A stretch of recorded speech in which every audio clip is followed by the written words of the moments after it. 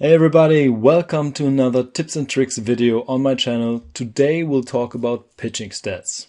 This is probably a video for people who haven't played this game yet or are not that familiar with baseball, but you can see the stats I'll be talking about right here in this customized view, so you can decide if you want to know about a specific stat or how I use those stats to determine how good a certain pitcher is.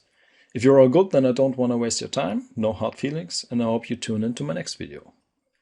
Like I said, I arranged these stats in a customized view and probably wouldn't sort those like that if it was a real game save. But for now, this should be the best way to do it. If you would like to know how to customize those views, I made a video about that and you can check it out on my channel as well. Let's get started with the easiest ones. G and GS stand for games and game started. Games is pretty much if a player participated in a game, and game started if he was the first pitcher of that team on the mound that day. So the starter, which is probably exclusively a player that is part of the starting rotations. But in newer times, there's also the follower and opener strategy, I'd say. But we'll talk about that maybe in another video. Next up is innings pitched, which shows you how many innings a certain pitcher pitched. 3 outs made is equal to 1 inning pitched. So 1 out counts as 1/3 of an inning and 2 outs counts as 2/3 of an inning.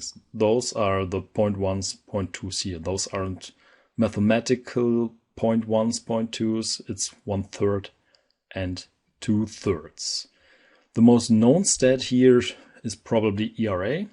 Earned run average, which is the average number of earned runs a pitcher allows per 9 innings. So you take earned runs times 9 divided by innings pitched and you get a certain number. If you don't know what an earned run is, that's a run that is ruled by the official scorer to have resulted exclusively from actions by the batting team and not because of errors by the defense. So now you have a lot of numbers here at the ERA tab, but don't know what's a good ERA and what not. What can help you with that is ERA plus. ERA plus takes a player's ERA and normalizes it across the entire league. It accounts for external factors like ballparks, opponents, etc.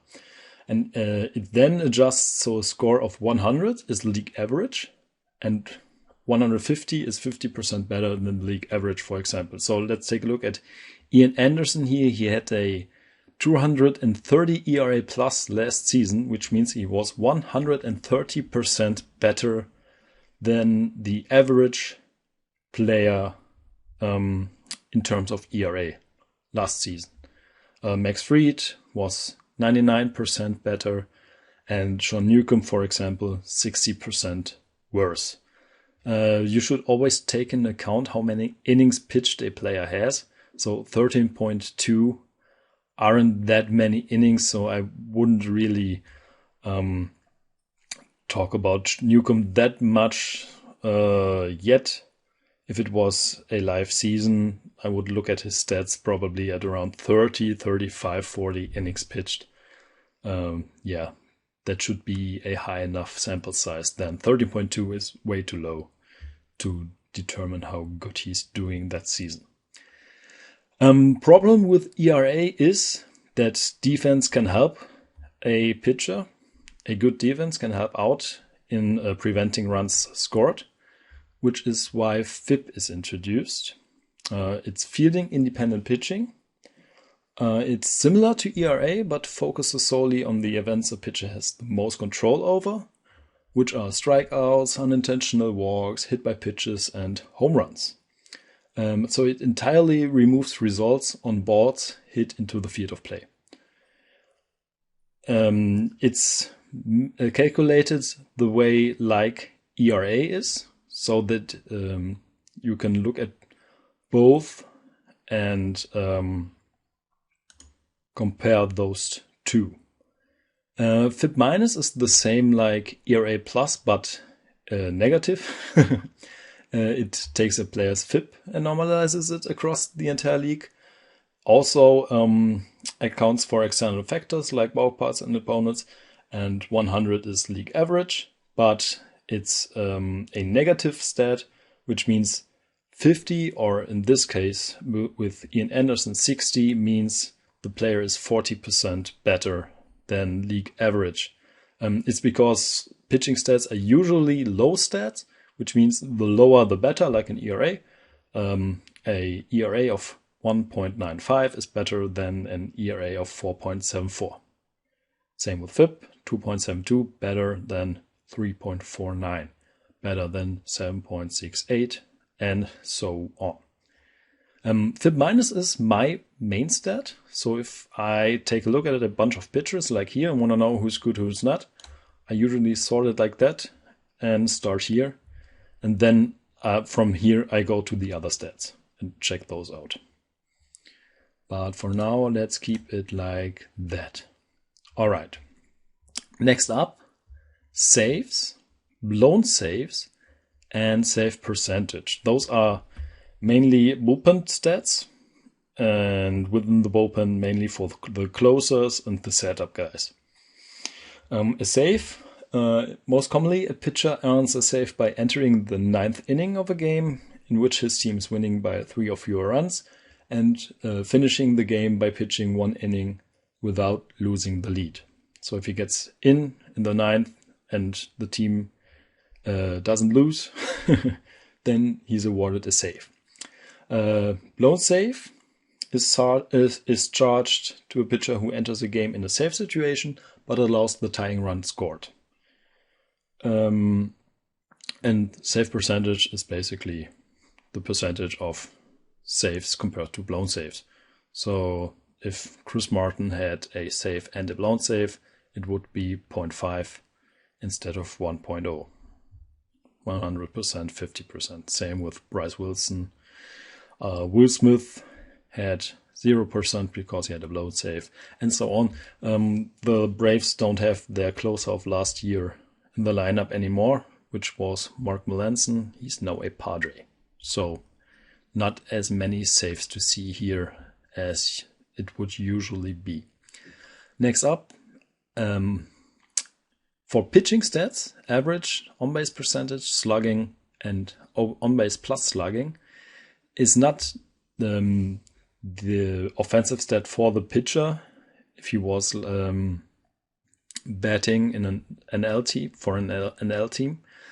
It's the opponent's batting average, opponent's on-base percentage, slugging, and opponent's on-base plus slugging.